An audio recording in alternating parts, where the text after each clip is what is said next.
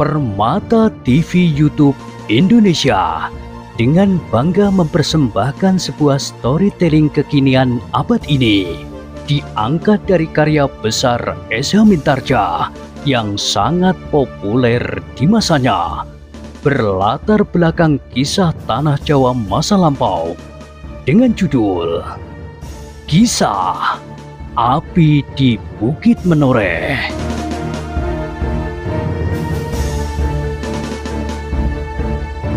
Pada kesempatan yang sangat baik ini, kita masuk pada episode yang ke-464. Selamat menikmati.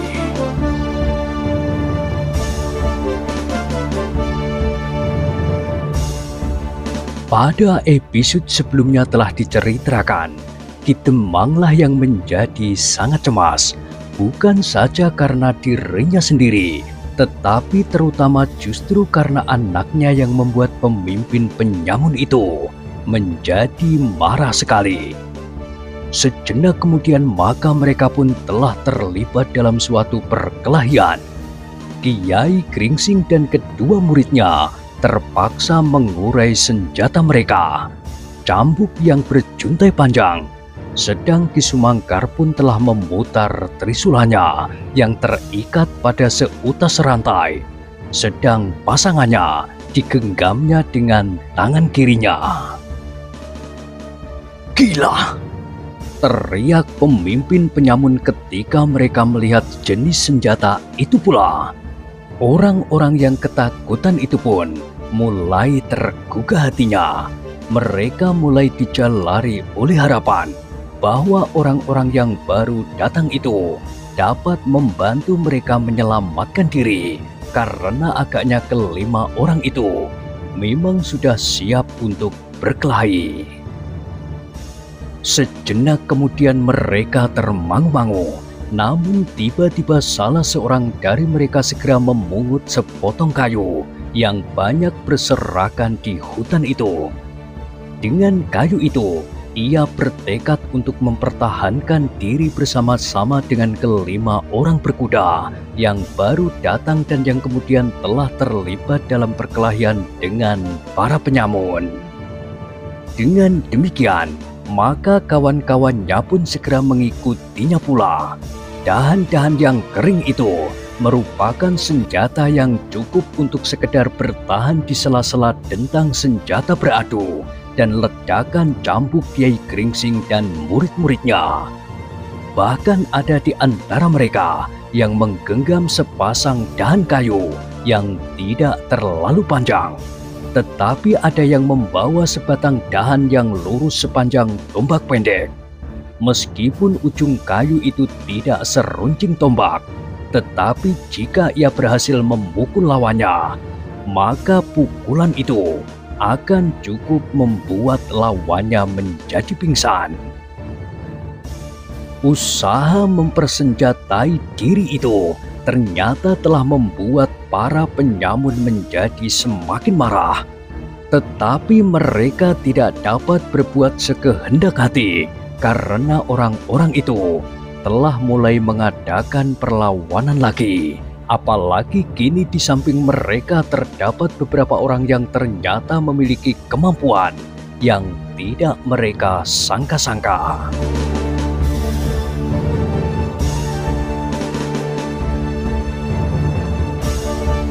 Kemarahan para penyamun itu pun segera mereka tumpahkan terutama kepada Kiai Gringsing dan kawan-kawannya. Tetapi ketika cambuk Kiai Gringsing mulai meledak di sela-sela desing trisula Ki Sumangkar, maka penyamun-penyamun itu harus mengakui betapa dahsyatnya lawan-lawan mereka saat itu. Kiai Gringsing dan kedua muridnya beserta Ki Sumangkar pun segera melayani lawan-lawan mereka. Ki Demang justru telah bertempur dengan pedangnya, karena seorang penyamun yang marah telah meloncat menyerangnya. Namun demikian, meskipun orang-orang yang semula ketakutan itu sudah mempersenjatai diri, namun mereka hampir tidak berarti sama sekali di dalam perkelahian yang menjadi semakin seru. Dengan demikian maka Kiai Gringsing bersama kawan-kawannya harus berkelahi melawan ke-8 orang itu. Hanya kadang-kadang saja orang-orang yang bersenjata kayu itu dapat juga mengganggu para penyamun itu dengan serangan-serangan yang tidak berbahaya bagi mereka. Dengan demikian maka para penyamun itu pun kemudian memusatkan kekuatan mereka kepada Kiai Gringsing dan kawan-kawannya. Orang-orang yang bersenjata kayu itu sama sekali tidak akan berdaya jika ke-5 orang itu sudah dapat dilumpuhkan.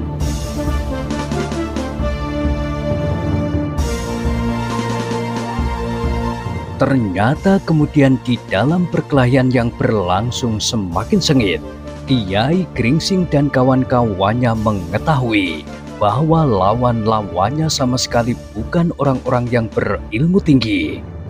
Jika seseorang dari mereka dapat mengalahkan 3 orang sekaligus, itu bukan karena mereka memiliki kelebihan yang luar biasa, tetapi ketiga orang lawannya lah yang sama sekali tidak memiliki keberanian yang cukup untuk bertempur terus. Karena itulah, maka ke-8 orang itu sama sekali tidak dapat menguasai lawannya. Meskipun Kiai Gringsing dan Ki Sumangkar tidak menunjukkan kelebihan yang ada padanya. Mereka berkelahi seperti lawan-lawannya. Tata geraknya sederhana dan kadang-kadang tanpa arti. Mereka sekedar mempertahankan diri dan memancing segenap tenaga lawannya agar mereka menjadi lelah dan akan dapat mereka kuasai tanpa membunuh seorang pun dari mereka. Tanpa perintah yang terucapkan, Swandaru dan Agung Sedayu dapat mengerti isyarat yang diberikan oleh gurunya. Sedang Ki Sumangkar sempat juga berbisik ke telinga Ki Demang, "Jangan membunuh lawan." Ki Demang termangu-mangu sejenak, tetapi sebagai seorang Demang yang pernah berhadapan dengan prajurit di bawah pimpinan Tohpati, maka ia pun mampu menjaga dirinya. Demikianlah, berganti-ganti mereka berlima melibatkan diri melawan 1 atau 2 orang penyamun sekaligus. Agung Sedayu dan Swandaru pun tidak berbuat terlampau kasar terhadap lawan-lawan mereka, apalagi Kiai Gringsing dan Ki Sumangkar. Orang-orang yang semula ketakutan dan yang kemudian bersenjatakan kayu-kayu yang mereka pungut di antara batang kayu, sama sekali tidak mendapat kesempatan lagi. Ke-5 orang yang bergerak dalam lingkaran yang sempit di sekitar mereka itu bagaikan pagar yang rapat sekali dan terdiri dari berpuluh-puluh orang dengan senjatanya masing-masing.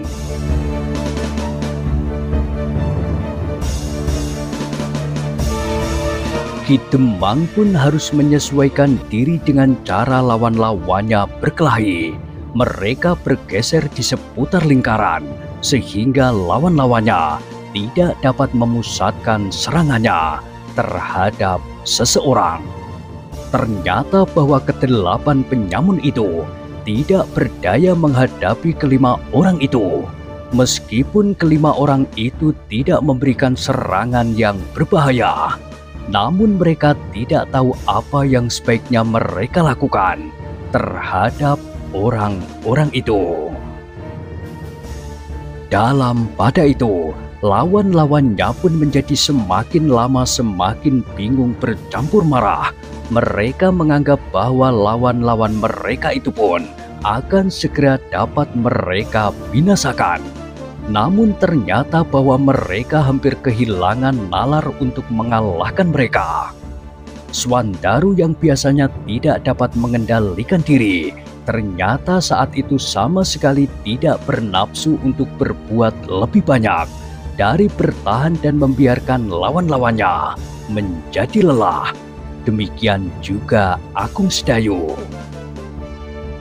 Namun selagi Swandaru sambil tersenyum meledakkan cambuknya, Ia sempat melihat seseorang yang meloncat dari sebuah dahan ke dahan yang lain. Demikian lincahnya, seperti seekor kera yang besar sekali, sedang bermain-main di antara pepohonan hutan.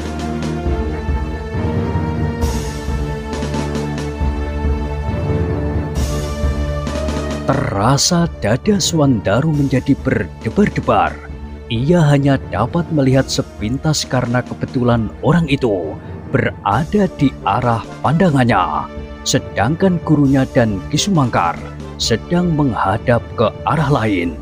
Ayahnya bahkan sedang melawan orang yang berdiri berlawanan arah dengan lawannya, dan Agung Sedayu tidak pula sedang memandang ke arah itu. Apakah penglihatanku benar? Ia bertanya di dalam hatinya, sehingga selagi ia merenungi bayangan itu, hampir saja senjata lawannya menyentuh hidungnya. Swandaru terkejut ketika sebuah bindi berdesing di depan wajahnya. Untunglah ia masih sempat mengelak. Namun dengan demikian, dengan gerak naluriah, ia menyerang lawannya. Ujung cambuknya berhasil membelit pergelangan tangan, dan ketika ia menghentakkan cambuknya, orang itu pun terseret beberapa langkah dan kemudian jatuh berguling. Bindi yang hampir mengenai Swandaru itu pun terlepas dari tangannya. Ketika ia bangkit dan meloncat surut, dilihatnya tangannya terkelupas dan mulai membasah darah. Gila! Ia berteriak. Swandaru tidak mengacuhkannya. Selagi lawannya masih sedang memperbaiki keadaannya, ia mencoba memandang ke arah bayangan yang dilihatnya. Tetapi ia tidak melihat apa-apa lagi. Karena itu, agar kawan-kawannya menyiapkan diri menghadapi keadaan yang tiba-tiba saja dapat mempengaruhi perkelahian itu, maka ia pun berkata, "Guru, apakah guru melihat sesuatu di luar arena perkelahian ini?" Kiai Gringsing mengerutkan keningnya. Cambuknya dengan mudah dapat menahan lawan-lawannya.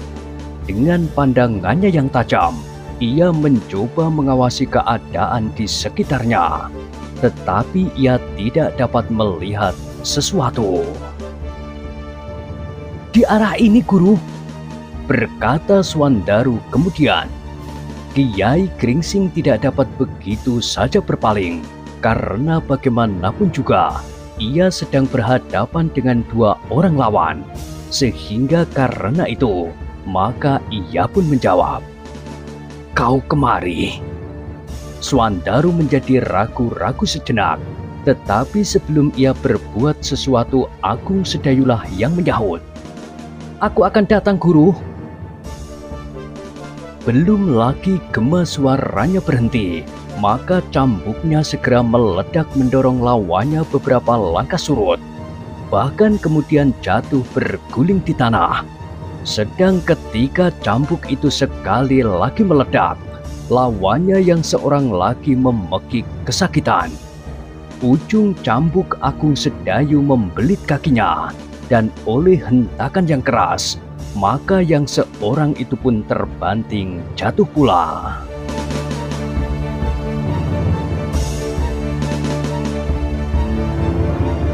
Sementara itu, Agung Sedayu segera meloncat meninggalkan lawannya dan menggantikan kedudukan Kiai Gringsing melawan dua orang yang lain. Dalam pada itu, ketika kedua orang lawan Agung Sedayu yang terjatuh itu bangkit, maka yang berdiri di hadapan mereka adalah Kiai Gringsing yang juga bersenjata cambuk. Kedua orang itu masih menyeringai sejenak, yang seorang kakinya menjadi merah oleh darah yang meleleh dari lukanya, sedang yang lain telah kehilangan pedangnya, sehingga ia membutuhkan waktu sejenak untuk mencarinya. Sambil bertempur melawan kedua lawannya, Kiai Gringsing mencoba mengawasi pepohonan yang semakin dalam menyusup ke dalam hutan. tampaknya semakin lebat. Tetapi ternyata pandangan mata Kiai Gringsing benar-benar tajam. Setiap gerakan dahan pepohonan tidak lepas dari pengawasannya, sehingga akhirnya ia melihat pula sesosok bayangan yang duduk di atas dahan hanya beberapa langkah dari arena perkelahian, berlindung di balik rimbunya dedaunan dan sulur-sulur yang bergayutan. Kiai Gringsing menarik nafas dalam-dalam, tetapi ia masih belum berbuat sesuatu. Bahkan ia masih bertempur dengan kedua lawannya, seolah-olah ia masih belum melihat orang yang bersembunyi sambil memperhatikan perkelahian itu. Meskipun demikian, Kiai Gringsing tidak melihat orang itu dengan jelas. Namun menilik sikapnya, ia dapat menduga bahwa orang itu adalah orang yang memiliki ilmu yang cukup.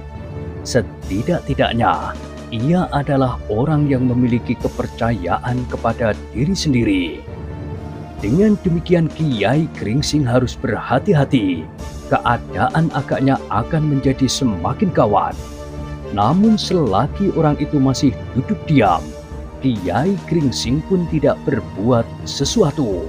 Ia masih saja melayani lawannya seperti sebelumnya. Namun hatinya berdesir ketika ia melihat gerak yang lain di kejauhan. Ternyata selain orang yang duduk memperhatikan perkelahian itu, masih ada orang lain yang sedang mengawasi pula. Tetapi ketika Kiai Gringsing melihat bahwa orang yang duduk itu sekali-sekali berpaling dan tidak membuat gerak yang mencurigakan, maka Kiai Gringsing mengerti bahwa kedua orang itu adalah kawan. Dengan demikian, Kiai Gringsing harus menjadi semakin berhati-hati. Ternyata bahwa sejenak kemudian lawan mereka akan bertambah, bahkan bertambah dengan dua orang yang pasti memiliki kelebihan dari kawan-kawannya yang telah berada di arena perkelahian. Selagi Kiai Gringsing mencoba menemukan dugaan yang lebih dekat lagi atas kedua orang itu, tiba-tiba saja Swandaru berkata lantang, "Apakah guru sudah melihatnya?" Kiai Gringsing mengerutkan keningnya. Jawabnya kemudian, "Apakah kau benar-benar melihat sesuatu?" "Iya guru, aku melihat sesuatu bergerak-gerak di kejauhan."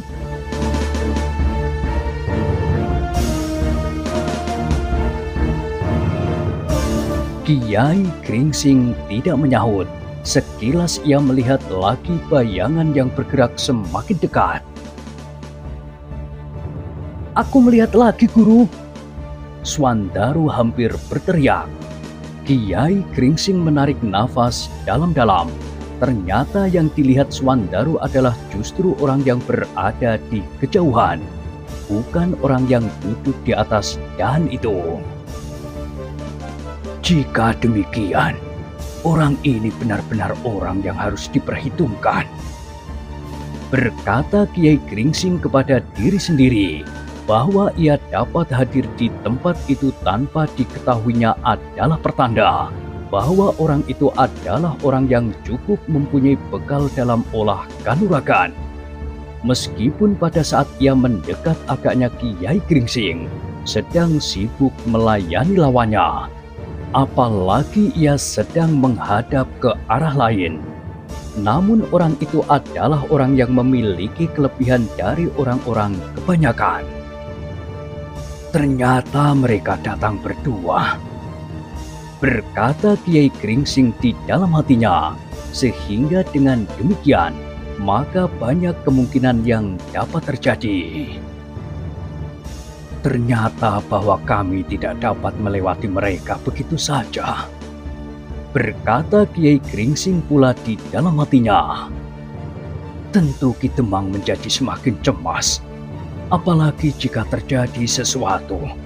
Jika perjalanan ini urung, maka ia pasti akan menjadi kecewa sekali. Dan akulah yang akan dipersalahkannya. Karena itu, maka Kiai Gringsing pun harus berusaha bahwa apa yang akan dihadapinya ini tidak akan mengurungkan perjalanan mereka ke Menoreh. Tetapi kedua orang itu cukup mendebarkan, berkata Kiai Gringsing di dalam hatinya.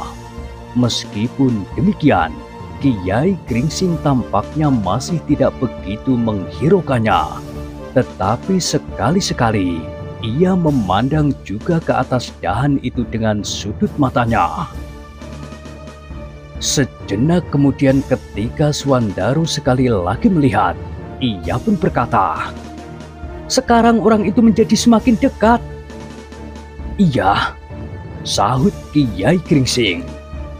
"Ia menjadi semakin dekat." Ki Sumangkar, Agung Sedayu dan Ki Demang sebenarnya tertarik juga untuk melihat, tetapi mereka harus melawan orang-orang yang menyerang mereka dari jurusan lain. Sedang orang-orang yang bersenjatakan kayu itu hampir tidak dapat membantu mereka sama sekali.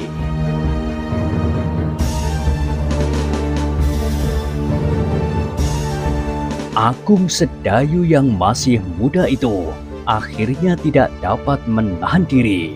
Meskipun ia bukan seorang yang cepat kehilangan pengamatan diri, namun keinginannya untuk melihat orang yang dikatakan oleh Swandaru itu telah memaksanya untuk segera mengalahkan lawannya, setidak-tidaknya mendesak mereka jauh-jauh. Demikianlah, maka sejenak kemudian cambuknya menggelepar keras sekali. Dengan cepatnya ia memutarnya sekali lagi, dan ketika cambuk itu meledak pula, maka terdengar suara seseorang mengaduh. Kiai Gringsing menarik nafas dalam-dalam. Ia sama sekali tidak bertempur dengan menunjukkan kemampuannya yang sebenarnya. Bahkan sebagian kecil saja yang dipergunakannya untuk melawan para penyamun itu. Karena itu, ketika ia mendengar cambuk Agung Sedayu meledak, tahulah ia bahwa Agung Sedayulah yang tidak telaten kali ini, bukan Swandaru. Namun Kiai Gringsing pun mengetahui bahwa Agung Sedayu pasti ingin segera dapat melihat orang yang disebut oleh Swandaru itu. Tetapi Kiai Gringsing tidak mencegahnya. Hal itu memang sudah waktunya terjadi. Bahkan semakin cepat menarik perhatian orang-orang yang bergayutan di pepohonan itu menjadi semakin baik pula.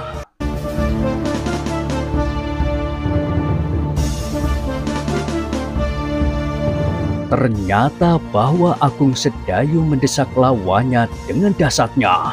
Ia tidak memerlukan waktu yang panjang. Ketika sekali lagi cambuknya meledak, sekali lagi lawannya harus menyeringai menahan sakit sambil mengeluh tertahan. Namun cambuk Agung Sedayu menjadi semakin sering meledak. Dengan demikian maka lawan-lawannya itu pun menjadi semakin sering mengaduh. Di tubuhnya telah tergores jalur-jalur merah silang melintang. Dengan demikian, maka keduanya menjadi ragu-ragu untuk mendekatinya. Dalam kesempatan-kesempatan itulah Agung Sedayu mencoba berpaling, tetapi ia tidak segera dapat melihat orang yang dikatakan oleh Swandaru itu. Namun dengan demikian, maka Agung Sedayu pun menjadi semakin jengkel, sehingga cambuknya pun menjadi semakin garang pula. Ternyata bahwa tindakan Agung Sedayu itu serta noda-noda darah pada tubuh lawan-lawannya telah menarik perhatian orang yang duduk di atas dahan. Sambil memperhatikan pertempuran yang menjadi semakin cepat, sejenak ia termangu-mangu. Namun kemudian terdengar suaranya. "Kau memang dahsyat sekali, anak muda." Agung Sedayu terkejut mendengar suara itu. Demikian juga Ki Sumangkar dan Ki Demang pula. Karena mereka tidak melihat, mereka menyangka bahwa yang disebut oleh Swandaru itu tidak berada pada jarak sedekat itu. Bahkan Swandaru sendiri pun terkejut pula, yang dilihatnya adalah orang lain, dan tiba-tiba ia mendengar suara tidak begitu jauh dari arena. "Hei, apakah ada yang lain?" bertanya Swandaru tanpa sesadarnya. Orang itu tertawa. Jawabnya, "Memang ada yang lain. Yang kau lihat adalah seorang kawanku." "Oh, jadi kalian berdua?" bertanya Swandaru. "Iya, kami datang berdua dengan 8 orang yang sudah bertempur lebih dahulu. Kami adalah 10 orang. "Bagus," Swandarulah yang menjawab. "Setiap orang dari kami akan berkelahi melawan 2 orang. Tetapi orang itu tertawa pula. Katanya, "Jangan terlampau sombong. Bagaimana jika kami berdua saja yang akan turun ke arena? Biarlah 8 orang-orang kami itu menonton sambil mengepung kalian. Jika ada di antara kalian yang akan melarikan diri." Swandaru meloncat surut setelah meledakkan cambuknya beberapa kali dan mendorong lawan-lawannya. Katanya, "Turunlah, aku ingin melihat tampangmu." "Persetan!" Orang itu menggeram, tetapi ia pun kemudian tertawa lagi. "Kau menyenangkan sekali, anak muda. Tetapi sayang, bahwa karena itulah, maka kau akan menjadi seorang anak peliharaan di tempat kami." Swandaru tidak segera menjawab, tetapi cambuknya meledak keras sekali, sehingga kedua lawannya berloncatan surut. Baru kemudian Swandaru berkata, "Turunlah, aku ingin melihat wajahmu." "Apakah kau tidak melihat sekarang?" "Terlindung oleh sulur-sulur kayu." "Baiklah, aku akan turun." Lalu katanya kepada anak buahnya, "Jangan menyerang korban-korbanmu lebih dahulu. Biarlah mereka mempunyai kesempatan mengenal wajahku. Mundurlah, supaya mereka tidak berprasangka." Para penyamun itu pun segera berloncatan mundur. Bukan saja karena perintah orang yang bertengger di atas dahan itu, tetapi justru karena sebenarnya mereka menjadi ketakutan mendengar ledakan cambuk dan desing Trisula di Sumangkar. Meskipun ujung Trisula itu sama sekali belum pernah menyentuh lawan-lawannya.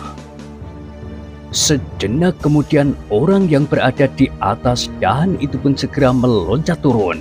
Demikian Kiai Gringsing dan kawan-kawannya melihat wajahnya, maka hati mereka pun bergejolak. Sejenak Kiai Gringsing termangu-mangu memandanginya. Namun sebagai seorang yang cukup berpengalaman, maka ia pun segera dapat menenangkan hatinya. "Kisanak," berkata Kiai Gringsing kemudian, "aku tidak menyangka bahwa kau adalah orang yang justru memegang pimpinan di daerah ini." Orang itu tertawa. Jawabnya, "Aku pun tidak menyangka bahwa kau yang tua itulah yang memimpin kawan-kawanmu, bukan Ki Demang yang kau katakan itu." Ki Sumangkar pun kemudian menyaut pula, "Jadi warung itu merupakan kedok yang bagus sekali bagimu, Kisanak." Orang itu tertawa sambil mengangguk-anggukkan kepalanya. "Demikianlah, aku memang mempergunakannya sebagai kedok yang baik sekali." Agung Sedayu, Swandaru dan Ki Demang memandanginya dengan heran pula. Namun mereka pun kemudian dapat menenangkan diri mereka sendiri. Namun Agung Sedayu masih juga berdesis sambil mendekati Ki Demang. "Penunggu warung itu Ki Demang?" "Iya, penunggu warung. tentu tidak seorang pun mengira bahwa ia memiliki kemampuan yang begitu tinggi. Guru sudah mencurigainya, tetapi karena ia tidak mempunyai alasan yang lain, maka guru tentu tidak menyangka bahwa ialah justru yang memimpin perampokan ini. Dan ternyata bahwa ia sendiri mempunyai kemampuan yang begitu tinggi. Iya, kita harus berhati-hati. Bagaimanapun juga hal ini pasti akan mengganggu perjalanan kita. Setidak-tidaknya memperpanjang waktu. Tetapi tentu tidak dapat kita hindari. Jika orang itu yang memimpin perampokan, maka kita pasti akan mengalaminya lewat jalan manapun. Karena ia pasti akan dapat mengatur orang-orangnya. Iya, kau benar. Kita tidak dapat menghindarinya lewat jalan yang manapun. Keduanya pun terdiam ketika mereka mendengar orang yang semula dikenalnya sebagai penunggu warung itu.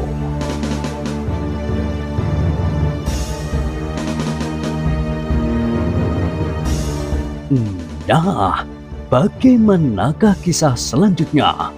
Silakan ikuti terus kisah Api di Bukit Menoreh pada episode berikutnya. Sampai jumpa.